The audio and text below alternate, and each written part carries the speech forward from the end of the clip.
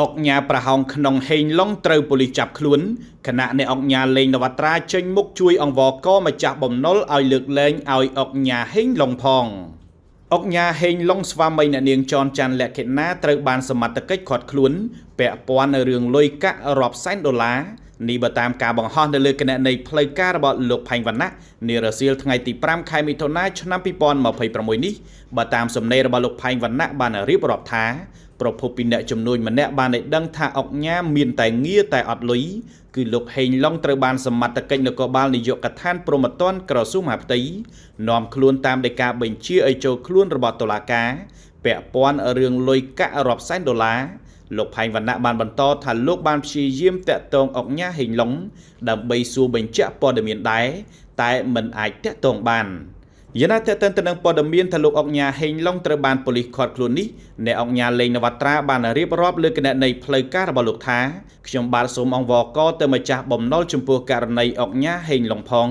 ខ្ញុំបានដឹងដំណឹងពីម្សិលមិញអុកញ៉ាហេងឡុងបានខលមករកខ្ញុំពីបញ្ហារបស់គាត់ខាងលើរយៈពេល 2-3 ឆ្នាំនេះខ្ញុំមិនសូវបានជួបគាត់ញឹកញាប់ទេព្រោះខ្ញុំរវល់ប្រឹងប្រែងដោះស្រាយបញ្ហាផ្ទាល់ខ្លួនរបស់ខ្ញុំជាច្រើនបន្ទាប់ពីខ្ញុំបានឮដំណឹងនេះខ្ញុំមិនដឹងថាត្រូវជួយបែបណាដោយសារស្ថានភាពខ្ញុំក៏លំបាកត្រូវដោះស្រាយរឿងជាច្រើនក្នុងរយៈពេល2ថ្ងៃនេះខ្ញុំបានព្យាយាមទំនាក់ទំនងនិងស្វែងរកជួយគិតនិងដោះស្រាយជាមួយប្រពន្ធគាត់ដែរខ្ញុំបានឲ្យប្រពន្ធគាត់តាមអង្វរម្ចាស់បំណុល2ថ្ងៃហើយដែលឮថាជំពាក់លុយ$30,000និងបានបង់ការប្រាក់និងប្រាក់ដើមខ្លះដល់បាន$10,000ខ្ញុំបានផ្ដល់យោបល់ឲ្យគាត់ប្រម៉ែប្រមូលអ្វីដែលគាត់មានគឺលុយបាន$20,000និងលទ្ធភាពសងប្រចាំខែ$10,000ស្ថានភាពខ្ញុំក៏លំបាកខ្ញុំគ្មានអ្វីជួយគាត់បានខ្ញុំបានឲ្យខ្ចីឡាន Land Cruiser មួយគ្រឿងដែលខ្ញុំកំពុងជិះនិងផ្ទះដែលគាត់ទិញពីខ្ញុំតម្លៃ$60,000ជាងនិងផ្ទះដែលគាត់ទិញខ្ញុំតម្លៃ$60,000ជាងពីមុនដែលមិនទាន់ឲ្យលុយឲ្យគាត់ខ្ចីយកទៅដោះស្រាយបញ្ហាសិនដើម្បីកុំឲ្យគាត់ជាប់គុកតែប្រពន្ធគាត់បានតាមអង្វរ2ថ្ងៃហើយខាងម្ចាស់បំណុលនៅតែមិនព្រមដូច្នេះខ្ញុំសូមអង្វរបន្ថែមទៀតទៅម្ចាស់បំណុលខ្ញុំពិតជាមិនដឹងថាត្រូវជួយបែបណាព្រោះបានឲ្យប្រពន្ធគាត់តាមសម្របសម្រួលខ្ញុំព្យាយាមឲ្យសម្របសម្រួល2ថ្ងៃមកហើយខ្ញុំមិនការពារមនុស្សខុសទេអ្វីដែលខ្ញុំអាចជួយបានគឺសូមអង្វរម្ចាស់បំណុលជំនួសមេត្តាអនុគ្រោះឲ្យគាត់ផងចុះហើយគាត់សងជាបណ្ដើទៅតាមលទ្ធភាពខាងលើនោះបើសិនជាខ្ញុំមានលទ្ធភាពខ្ញុំនឹងជួយហើយព្រោះឃើញឆ្លក់ទឹកហើយពិបាកនឹងឈរមើលរឿងគាត់ធ្វើអ្វីខុសជារឿងរបស់គាត់ដែលត្រូវទទួលខុសត្រូវចំពោះមុខច្បាប់ខ្ញុំមានតែការអង្វរករទៅម្ចាស់បំណុលប៉ុណ្ណោះអ្នកអង្គញាលេងនវត្រាបានបន្តលើកឡើងទៀតថាខ្ញុំមិនដឹងថាគាត់ទៅធ្វើអ្វីខ្លះទេក្នុងរយៈពេល 2-3 ឆ្នាំនេះនៅក្នុងជីវិតរបស់គាត់គ្រាន់តែដឹងថានៅពេលដែលមានបញ្ហាគាត់បានខលមករកខ្ញុំក្នុងនាមជាមនុស្សរាប់អានគ្នាមានតែជួយអង្វរម្ចាស់បំណុលប៉ុណ្ណោះកាលកន្លងទៅខ្ញុំបានផ្ដល់យោបល់ជាច្រើនបន្ទាប់ពីខ្ញុំមានការលំបាកសម្ដីរបស់ខ្ញុំមិនសូវមានតម្លៃខ្ញុំឃើញអុកញ៉ាហេងឡុងមានមិត្តភ័ក្តិបងប្អូនផឹកស៊ីច្រើនណាស់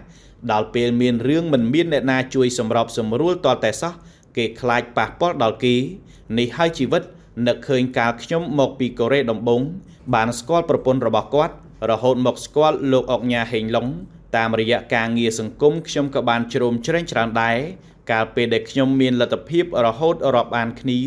និងធ្វើកិច្ចការងារជាមួយគ្នាជាច្រើនតែនៅពេលខ្ញុំជួបបញ្ហាខ្ញុំបានឃ្លាតឆ្ងាយពីគាត់គឺខ្ញុំផ្ដោតនឹងខិតខំដោះស្រាយនិងប្រឹងប្រែងរស់មិនមានពេលវេលាដឹងសាច់រឿងស៊ីជម្រៅអ្វីដែលខ្ញុំជួយគឺជួយបានប៉ុណ្ណឹង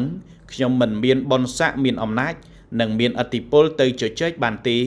មានតែអង្វរកកម្ចាស់បំណុលប៉ុណ្ណោះបើសិនជាគាត់យោគយល់បងអាចនឹងមិនជាប់គុកជីវិតគឺបែបនេះឯងខ្ញុំឧស្សាហ៍ឃើញមិត្តភ័ក្តិផឹកស៊ីខ្វែងដៃបងប្អូនល្អដល់ពេលធ្លាក់ដល់បាតគេវាយថែមរកមនុស្សម្នាក់ជួយអង្វរម្ចាស់បំណុលមិនបានខ្ញុំមិនដែលស្គាល់ម្ចាស់បំណុលទេតែសូមអង្វរទៅដោយក្តីគោរពទៅម្ចាស់បំណុលលទ្ធភាពគាត់ដែលខ្ញុំបានជួយគិតគូរនោះគឺគាត់អាចរកបាន$20,000និងឡាន Land Cruiser ដែលខ្ញុំឲ្យខ្ចីអាចលក់ផ្សាយផ្សំបន្ថែមអាចសរុបបាន$50,000ព្រមទាំងផ្ទះតម្លៃ$60,000ជាងហើយគាត់ថាអាចសងប្រចាំខែបាន$10,000រហូតដល់អស់ឬថាគាត់ខ្ចីចំនួន$30,000 នឹងបានបង់ដើមនឹងការប្រាក់សរុប $10,000 ហើយដោយក្តីគោរពពីខ្ញុំបាទទៅម្ចាស់បំណុលផង